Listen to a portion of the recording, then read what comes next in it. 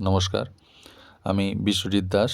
2022 সালের limited departmental এক্সামের final রেজাল্টের পর West Bengal audit and account সার্ভিসের জন্য সিলেক্ট হয়েছি।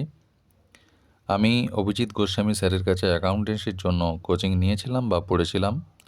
যেহেতু আমি কমার্সের স্টুডেন্ট, তাই এই বিষয়টি আমার কিছুটা হলেও জানা আছে।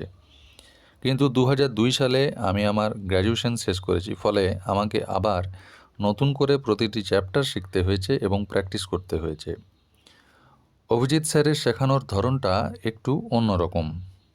প্রতিটি চ্যাপ্টারের প্রবলেমগুলো তিনি যেমন শেখান, সেই রকম তিনি কিন্তু এই চ্যাপ্টারের উপর পরীক্ষাও নেন। ফলে আমাদের কনসেপ্টও আবার ক্লিয়ার হয়ে যায়। তিনি বিভিন্ন ইউনিভার্সিটির প্রবলেম আমাদের ব্যাচে করিয়েছেন। তার প্রথম লক্ষ্য কনসেপ্ট ক্লিয়ার, তারপর প্রবলেমের সলিউশন।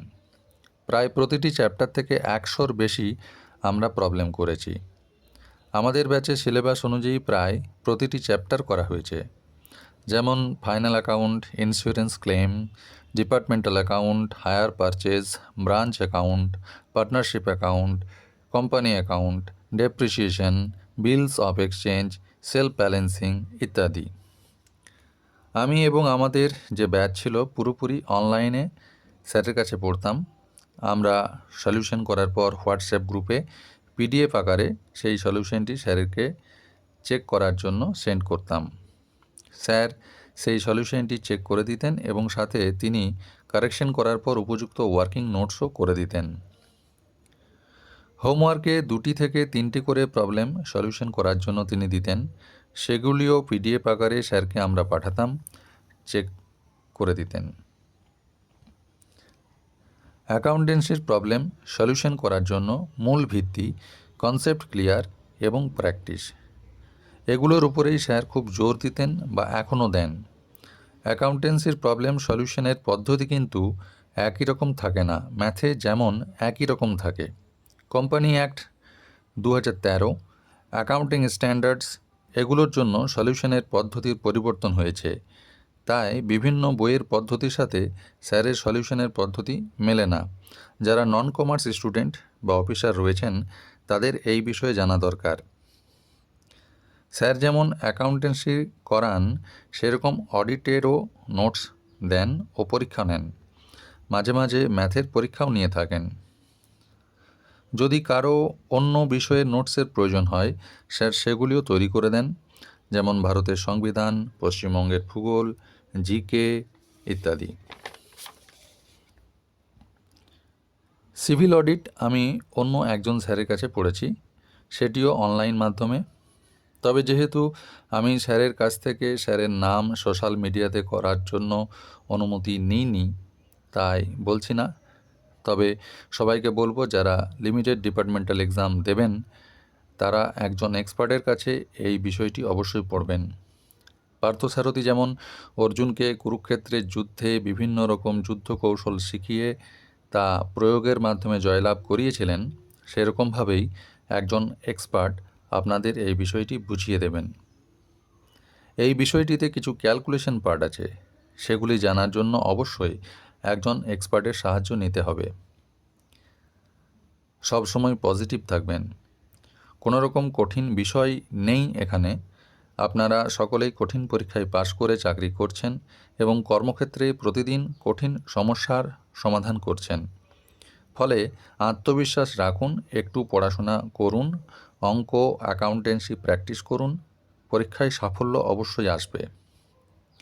আমাদের ইন্টারভিউয়ে প্রস্তুতির জন্য 7 দিন সময় দেওয়া হয়েছিল। সেই সময় সুবীর স্যারের সাথে পরিচয় হয়েছিল। তিনি কিছু পড়তে বলেননি, তিনি শুধু বলেছিলেন বি পজিটিভ। ইন্টারভিউয়ের দিন অনেকেই ছিলেন যারা 2-3বার করে ইন্টারভিউ দিতে এসেছিলেন, কিন্তু তারা খুব নার্ভাস হয়ে পড়েছিলেন।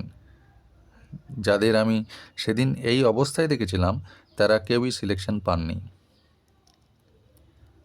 ব্যাচমেটদের সাথে সুসম্পর্ক বজায় রাখা খুবই দরকার।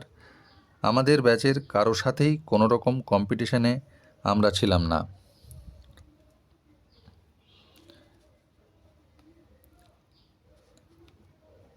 একজন নিজেদের প্রশ্ন তুলেছেন, স্যারেরা সেই বিষয়ে আলোকপাত করেছেন, ফলে সকলেই সেই বিষয়টি বুঝতে পেরেছেন।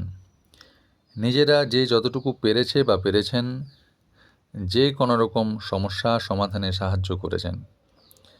ফলে আমাদের নিজেদের মধ্যে কোনো রকম প্রতিযোগিতায় আমরা পড়িনি। অভিজিৎ স্যারের যে ব্যাচে আমি ছিলাম, সেই ব্যাচে শেষ পর্যন্ত আমরা 2 জন ছিলাম যারা পরীক্ষা দিয়েছিলাম এবং 2 জনেই সিলেকশন পেয়েছি। আমরা ইন্টারভিউয়ের আগে প্রায় প্রতিদিন ক্যালকুলেশন করেছি যে আমরা 273 থেকে 300-র মধ্যে কোন জায়গায় দাঁড়িয়ে আছি, ইন্টারভিউয়ে আর কত পেতে হবে। স্যারের অন্য ব্যাচ থেকে যারা সিলেকশন পেয়েছেন তাদের মধ্যেও এরকম আলোচনা চলতো। নিজে একাই কি এই প্রস্তুতি নিতে পারবেন?